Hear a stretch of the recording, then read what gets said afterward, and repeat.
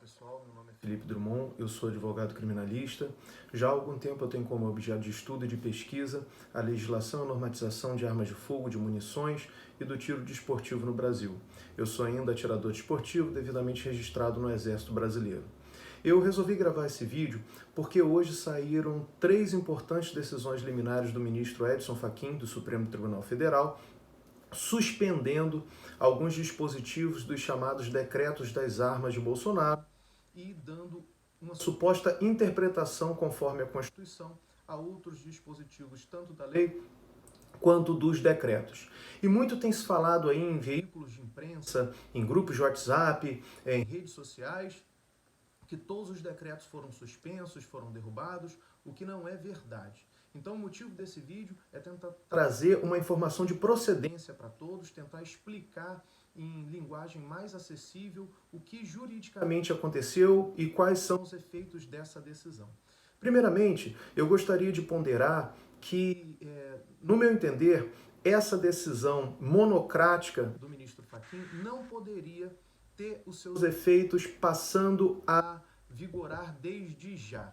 Por quê? Porque o artigo 10 da Lei 9868 de 99, que é a lei que regulamenta o processamento de ações diretas de inconstitucionalidade, ela determina que fora da época do recesso, que nós não estamos no recesso, né, as decisões cautelares em processos, em ações diretas de inconstitucionalidade, deverão ser proferidas por maioria absoluta dos ministros do Supremo. Portanto, esse posicionamento, essa decisão do ministro Fachin, para ter efeito e para surtir os seus resultados, deveria ser submetido ao julgamento de todos os ministros do STF e só se a maioria absoluta concordasse, ou seja, primeiro número inteiro acima da metade, né, 6 ministros, apenas se 6 ministros concordassem, que esses efeitos poderiam valer. No entanto, infelizmente, não é essa a realidade que nós temos observado na prática dos julgamentos do Supremo Tribunal Federal.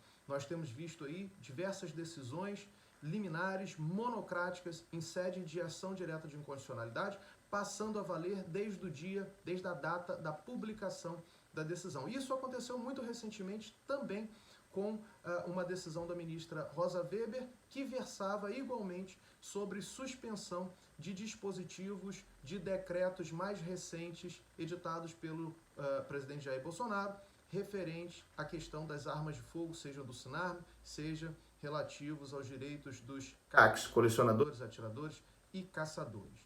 Muito bem, hoje, das 3 decisões que foram proferidas pelo ministro Fachin, nós tivemos basicamente 4 efeitos. Né? O primeiro deles é o seguinte: para a posse de armas junto ao SINARM, não vale mais a regra de que basta uma declaração de efetiva necessidade, que essa declaração terá presumida a sua veracidade. Isso foi determinado em decreto porque a própria lei faz uma diferenciação entre posse e porte. A lei diz que para a posse basta a declaração, ou seja, um ato unilateral, basta a expressão do requerente. Né? E diz a lei que para o porte não, é exigida a demonstração, ou seja, a comprovação da efetiva necessidade, e a lei ainda faz outras exigências de requisitos. Ela diz que a efetiva necessidade se dá exclusivamente quando houverá ameaça à integridade física e risco em razão de atividade profissional. Isso não acontece com a posse. Então, por isso, o decreto estabeleceu que basta a declaração da efetiva necessidade. O ministro Fachin determinou que deve ser dada uma interpretação a essa declaração de efetiva necessidade, de maneira que vai ser necessário que seja demonstrado concretamente, por razões pessoais ou profissionais, que tem efetiva necessidade de portar arma de fogo. Primeiro ponto a ser observado: o ministro não estabeleceu os critérios dessas necessidades profissionais ou pessoais. Então, num primeiro momento, isso deve ficar a cargo de cada delegado, o que traz uma insegurança jurídica muito grande, porque delegados mais liberais com relação a armas de fogo poderiam estabelecer critérios de julgamento pessoal mais favoráveis à concessão do porte, enquanto outros poderiam ser mais rigorosos, quase igualar os requisitos da posse ao porte e, por isso, gerar um problema.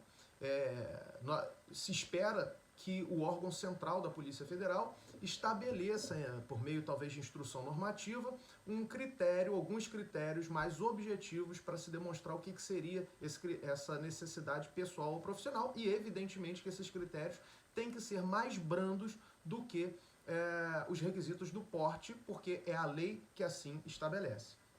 A segunda questão da decisão o segundo efeito que haverá foi a suspensão da portaria interministerial 1634 do Ministério da Defesa e do Ministério da Justiça de 2020.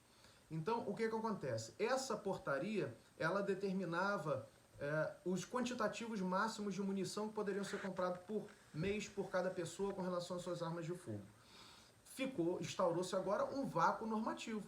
Não há nenhuma norma estabelecendo qual a quantidade de munição que cada cidadão poderá portar. O que o ministro determinou é que esse limite ele se dê com base de forma diligente e proporcional em garantir apenas o necessário à segurança dos cidadãos. Mas ele não disse o que é necessário. Se são 50 munições por mês, 100, 200, 300 por bimestre, por semestre, por trimestre, por ano, não disse. Penso que caberá ao Poder Executivo regulamentar novamente essa questão, provavelmente de uma maneira um pouco mais restritiva, porque senão o STF novamente dirá que está se violando a decisão liminar do ministro. A terceira questão diz respeito à suspensão da possibilidade de concessão pelo Exército de autorização de posse de arma de calibre restrito por CACs, colecionadores, atiradores e caçadores. Portanto, agora determinou o ministro que o Exército somente poderá autorizar a posse de armas de calibre restrito, e esses calibres restritos estão estabelecidos também pelo decreto, no limite superior a 1.620 joules de energia, e aí o Exército tem lá a definição de todos os calibres nominais que são considerados calibres permitidos e restritos, mas o ministro Fachin determinou que agora só poderão ser concedidas autorizações de posse de armas de calibre restrito com base no interesse da segurança pública e da defesa nacional. Ou seja, esses interesses não foram estabelecidos pelo ministro, isso certamente terá que ser regulado pelo Poder Executivo. No entanto, fica muito claro que o objetivo do ministro é evitar que sejam concedidas essas autorizações aos civis, aos CACs. Portanto, creio eu que o Poder Executivo deverá regulamentar essa questão e provavelmente, se fundamentar a possibilidade de se deferir esse direito aos CACs, poderá haver problemas no STF. Muito embora eu acredite que isso é um absurdo, uma vez que a prática esportiva deveria ter a possibilidade, para a prática esportiva, deveria haver a possibilidade de se ter acesso a esses calibres. Mas eu estou aqui tentando informar o que foi decidido pelo ministro. E, por fim, o ministro decidiu que tem que ser dada a interpretação conforme a Constituição, o artigo 10, parágrafo 1º, inciso 1 do Estatuto do Desarmamento, a Lei 10.826 de 2003, determinando que, com relação ao porte de arma para defesa pessoal, ou seja, aquele expedido pela Polícia Federal, o Poder Executivo não poderá criar presunções de efetiva necessidade além daquelas que já estão na lei. Ou seja, o Poder Executivo não poderia, a partir de agora, editar um decreto, por exemplo, dizendo que uma determinada categoria profissional, que não está contemplada na lei com porte funcional, tem efetiva necessidade para o porte de arma. Isso, em termos de efeito prático, não tem nenhum no atual momento, porque atualmente não existe nenhum decreto, nenhuma normativa regulamentar do Poder Executivo que conceda porte de arma a uma determinada categoria profissional por reconhecer efetiva necessidade. Mas essa decisão impede que isso aconteça no futuro. Eu penso que com relação aos atiradores, essa decisão não surtiria nenhum efeito, porque a própria lei, no seu artigo 6º, inciso 9, estabelece que os atiradores, os CACs, têm direito ao porte de arma na forma do regulamento. Então é a lei quem delega ao regulamento, ou seja, ao decreto do Poder Executivo, a possibilidade de regulamentar esse porte de arma. A lei já deferiu, porém, esse porte só poderá ser concedido na forma da regulamentação do Poder Executivo. Então, se o presidente da República visse agora uma oportunidade política, se julgasse conveniente ou oportuno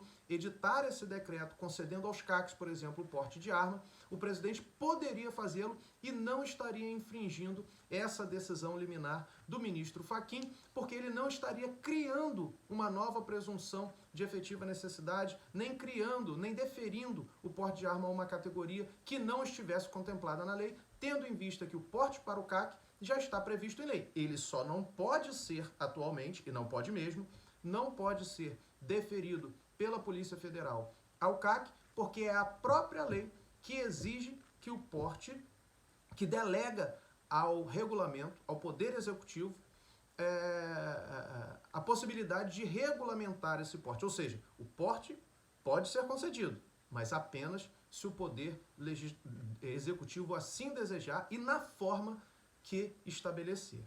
Né? Então são esses os efeitos atualmente dessa decisão. Essa é uma decisão bastante absurda porque subverte o processo legal. O ministro Fachin proferiu essas decisões quando essas ações diretas de inconstitucionalidade estão ainda com vista para o ministro Nunes Marques. Ou seja, se esse processo fosse físico, era como se o ministro Fachin estivesse decidindo em um processo que ele sequer pudesse ter acesso, um processo que estivesse no gabinete de outro magistrado, no gabinete de outro ministro, e ele estaria decidindo naquele processo. Algo absolutamente absurdo. Viola, subverte a ordem processual, viola o devido processo ali, que deve ser seguido no julgamento de uma ação direta de inconstitucionalidade, e desrespeita ainda um dos seus colegas ministros do Supremo e traz uma grande insegurança jurídica, porque se isso virar moda, se isso se tornar uma prática corriqueira no Supremo Tribunal Federal, o que nós teremos é a possibilidade de qualquer ministro, relator de uma determinada ação, de um determinado processo, proferir uma nova decisão liminar quando um processo estiver com vista a outro ministro. Ou seja, vira uma bagunça, uma falta de segurança jurídica, porque nunca se sabe o que será decidido e ninguém respeitará o pedido de vista dos seus pares. Então, portanto, eu acho que seria muito importante que no momento do julgamento porque essas decisões foram dadas ad referendo, ou seja, elas deverão ainda ser submetidas à análise dos ministros para que eles a mantenham ou não, ou para que eles decidam que elas deverão parar de surtir efeitos. E eu espero que os ministros tenham o bom senso de compreender que a possibilidade de se conceder de se deferir um pedido liminar em um processo com vistas a outro ministro, e mais do que isso, um processo no qual já houve anteriormente decisão de caráter cautelar deferida, ou seja, uma segunda decisão deferida, e dessa vez deferida quando o processo estava concluso, estava com outro ministro em vista do Supremo Tribunal Federal. Um completo absurdo, uma completa subversão à ordem legal, até porque viola também o artigo 10 da Lei 9868 de 99. Mas são esses os efeitos, ou seja, para os CACs não há na prática nenhum outro ônus a não ser a impossibilidade de adquirir novas armas de calibre restrito. Fora isso, não terá nenhuma repercussão. E todo o direito já adquirido deve ser respeitado, ao menos à luz dessa decisão, porque ela diz que é uma decisão que tem efeito ex nunc, ou seja, que não retroage a datas anteriores à sua prolação, à sua publicação. Né? Então isso é importante de se ponderar, mas isso já gera um grande prejuízo ao mercado, porque todos aqueles lojistas, importadores que compraram, quem tem estoque fuzis, que estão importando fuzis em razão da possibilidade de comercializá-los para os CACs que têm autorização para comprá-los em razão da prática esportiva, esses empresários, esses empreendedores não poderão mais comercializá-los enquanto essa decisão estiver vigorando, o que é uma grande insegurança jurídica, um grande prejuízo e deixa, inclusive, as pessoas com em risco, com a sua liquidez em risco, com a sua saúde financeira em risco, o emprego das pessoas em risco, porque é um capital bastante elevado, é um montante bastante alto que é investido na compra dessas armas, para que elas sejam devidamente vendidas com toda a supervisão do Exército. E se o problema for a falta de fiscalização, que se determine que o Exército fiscalize mais. O que não pode é colocar o cidadão cumpridor de leis, o empresário que já tem uma carga tributária altíssima, o empreendedor, para pagar essa conta e ficar com esse prejuízo fruto de insegurança jurídica. Um outro ponto que quero chamar a atenção é o seguinte: aquelas pessoas que já tiveram autorização de compra deferida pela Polícia Federal na data da prolação dessa decisão, ou seja, em 5 de setembro, eu penso que elas já têm esse direito adquirido, porque a decisão não fala que para o registro é necessária a comprovação da efetiva necessidade. Diz que essa efetiva necessidade será necessária, terá a comprovação necessária para a concessão de novas autorizações de aquisição para posse. Portanto, aquele que já teve a autorização de posse deferida pela Polícia Federal, essa pessoa deve ter seu direito assegurado.